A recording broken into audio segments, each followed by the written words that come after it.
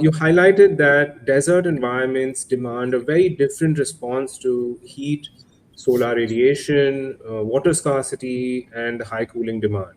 So, when you're involved from the early design stages, climate responsive decisions, which climate responsive decisions have the greatest impact in your experience? What have you seen that actually responds very well to desert climates?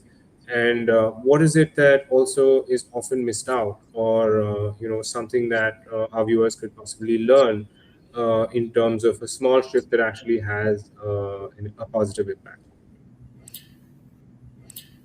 Okay, I think in simple words, as I said, these practices have to be incorporated at a very early stage. The passive design strategies that I'd mentioned, right from, I would say, or even before the pre-concept, because how thoroughly we study a site is very key for a project.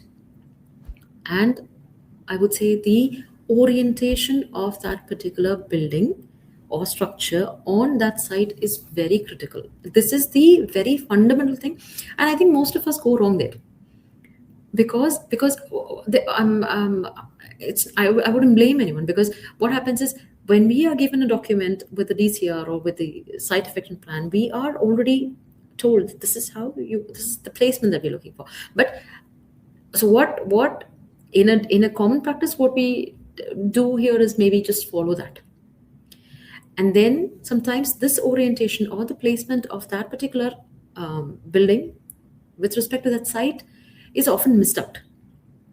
So there we are starting mistakes right from there. Now that is one. Number two, as we said, this I will not call it a mistake, because aesthetically appealing buildings are non-negotiable now.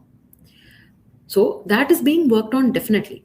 And what happens is, so when you have a lot of glazed facade and all of that, we that has to be effectively treated in such a way that you do not bring in a lot of heat energy.